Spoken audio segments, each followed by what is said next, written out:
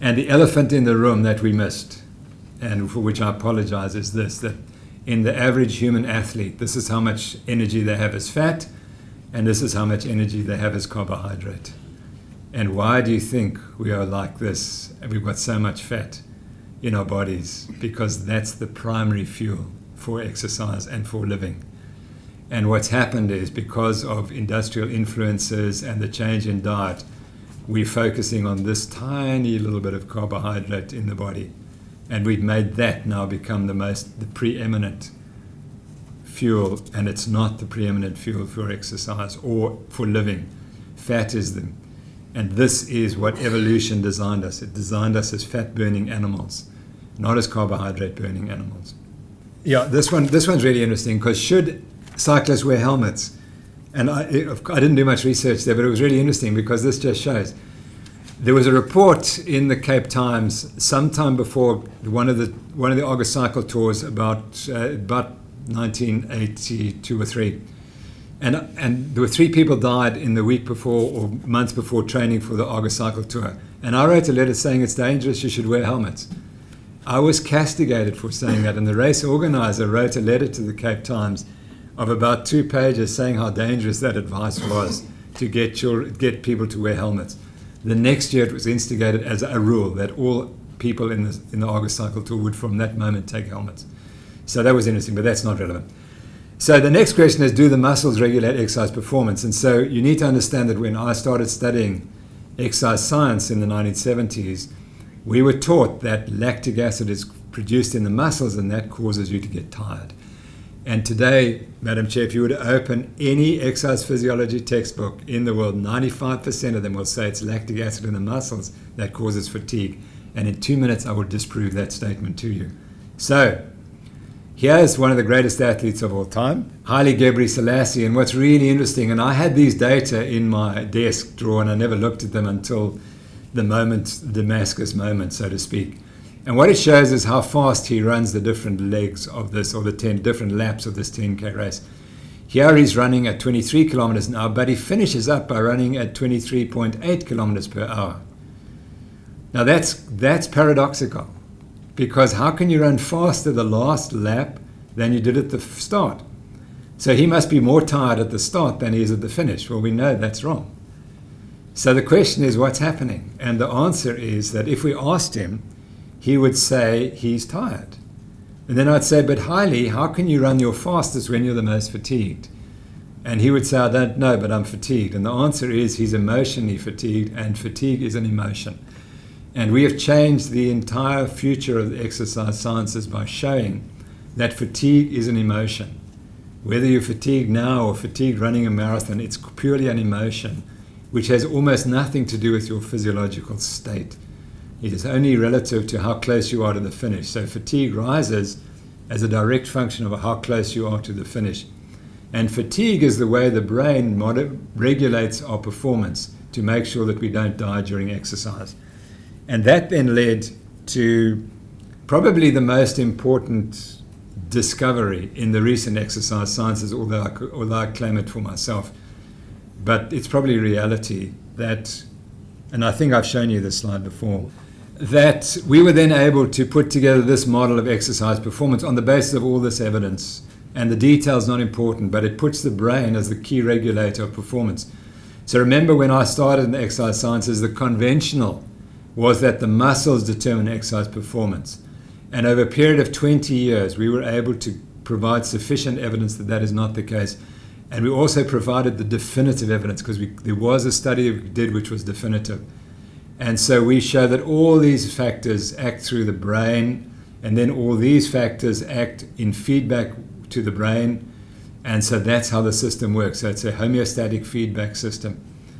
And again, the point I made before was that I'm not the world authority on the brain, but I put together this model which puts the brain at the center, because I understood the totality, I understood how the human body works.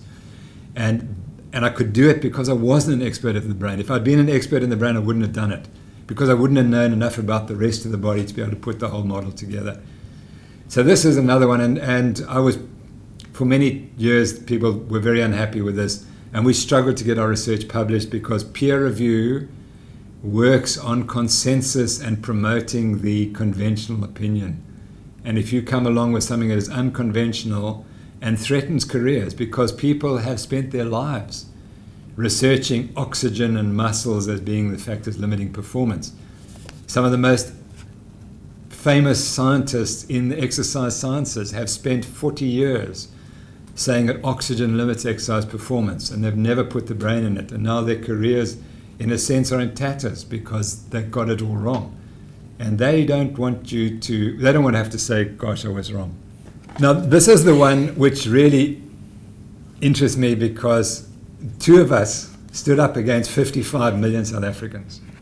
And it turned out the two of us were right. And the 55 million American South Africans were wrong. And this is the question of, are professional rugby players overplayed? And it was Jake White and myself who fashioned the approach to winning the 2007 Rugby World Cup. And as Jake describes in the book, because of my understanding of biology, I knew that you can only play rugby players for a certain number of months every year, or else they become fatigued and overtired and they won't perform. And so, as Jake described, Professor Tim Noakes was constantly telling the SARU rugby bosses that players needed sufficient rest if we wanted to seriously contend for the world title. Ever since I'd been in charge, he'd been doing presentations and writing to SARU top brass about player burnout and overuse injuries. Most of the time, I think his observations fell on deaf ears, but in 2006, we managed to negotiate the resting of key contracted Springbok players during the Currie Cup.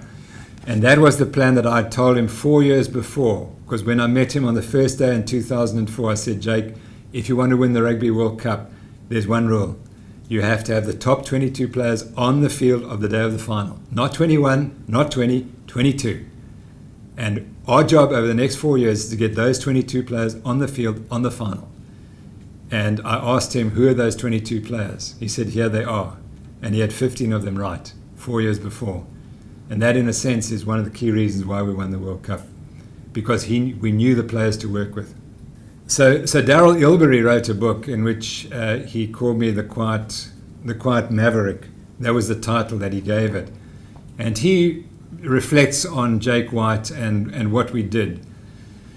So here I was keeping players out of the 2006 European end-of-year tour and the 2007 Tri-Nations. Noakes' recommendation was simple but counterintuitive. If the Springboks wanted to win the Rugby World Cup in 2007, they had to be prepared to lose, i.e. lose the not important games. His explanation centered on the need to rest key players so that the 22 best players were at peak levels of health and performance going into the World Cup. This meant there was going to be important games, especially close to the World Cup, which may have to be sacrificed. For White, this was like telling a father which of his children should be slaughtered. It may not have been at conflict with what Jake White felt, but I'll tell you what Jake White says, it was a massive conflict with the people I was working with, and I might add the whole of the rest of South Africa. So then Jake suggested that leading up to the World Cup, they needed to take the players out, but they were going to go and do something else. And it's not important, they were going to go to Poland and so on, because he believed that that was going to make them healthier and stronger and fitter. And Jake remembers, Noakes was diplomatically firm in rejecting both. He said there was no evidence that cryotherapy, which was the form of treatment they would get in Poland, works to build muscle fitness. It may work psychologically, but that's the equivalent of placebo. He dismissed it as a lot of money. And then they wanted to go to Kilimanjaro and so on and so forth. So regarding the expedition to climb Kilimanjaro, Noakes warned White that after spending months building up their bodies and their strength, such a trip would see them lose an average of 5 kilograms and someone could die. Noakes offered an alternative, one that flew in the face of the established tradition of hard knocks, embraced so disastrously its comp style that keep them at home, let them relax and spend time with their families. But let me say this, White insisted, if he'd said cryotherapy is the way to go, then I would have gone hammer and tongs across to Poland. So we had that relationship, which is critical, that we trusted each other's opinion.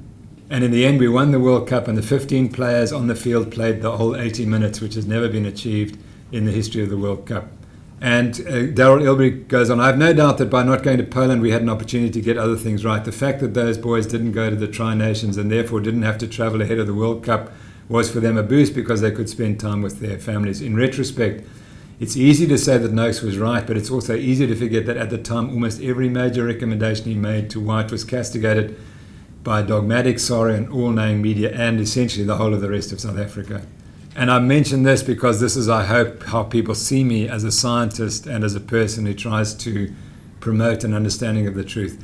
I was intrigued with how he, White, justifies embracing the scientific opinion of one person against that of his superiors and seemingly the entire nation. There's the focus on the entire nation. I had full faith in what Tim said because I knew he genuinely wanted South Africa to win. And I genuinely want South Africa to be healthy. I always had the feeling in every meeting we had that he genuinely wanted to find ways in which we could have the edge over the opposition. And he never gave me a reason to doubt him. And then he finishes up by asking the question, do I go out to go the public because I want to attract attention to myself? And do I say it just because I'm a rebel or a maverick and I'm ego-driven and narcissistic and all those issues? Because those are issues you have to ask. So was Noakes challenging the status quo because he was excited to push the frontiers of science in sport, or did he seem to get a kick out of shaking things up? There you go. Did he get a kick out of shaking things up? White insisted that Noakes was always composed when providing input. He never said to us, don't do it like that, do it like this.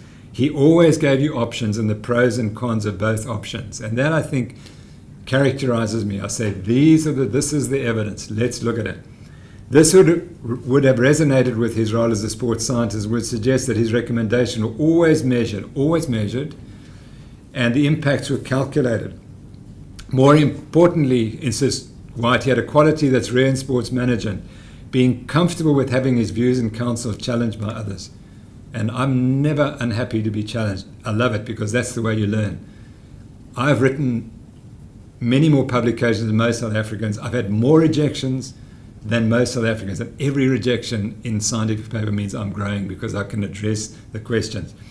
So it's that intrinsic belief that if you want to find the leading edge in sports science, you have to test theories and challenging principles, even your own.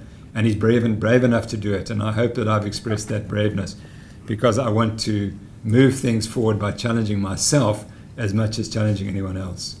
So I've left out a couple of those, the next slides, because they're not important, but I just have to add this little story. So this is David Pocock, who will be remembered as the man who destroyed our hopes of winning the 2011 Rugby World Cup. He's a Zimbabwean like myself, and he's just come off the World Cup where he was either the best player or the second best player. And he consulted me about a year ago about diet, and we put him on the high fat, low carbohydrate diet, and he's benefited hugely. And it's just a question of, when does a person when does a person that you give information become a patient or not? And it's really important. It's a really interesting question. Is he my patient because he's come to consult me in Cape Town, and I've given him nutritional advice and so on? That's an issue. I don't know. But anyway, he's very happy because for the past 3 years I've been following a diet based on their work, and after seeing your work on banting, I finally decided to give it a go after 6 months ago. I'm feeling fitter and stronger than I ever have. And I'm going to address very briefly, when does someone who asks information become a patient? And is he my patient? And I don't know whether he is or not, although I do see him. Whenever he's in Cape Town, he will come and chat, and we'll have a discussion about his diet and how it's going. But he has nutritionists, and he has a doctor, a medical doctor. She reluctantly allows him to eat this diet, and he's slowly converting all the rest of the wallabies, but it's taking time. But anyway, the question, that's just I asked that question. When does he become a patient, or isn't he a patient?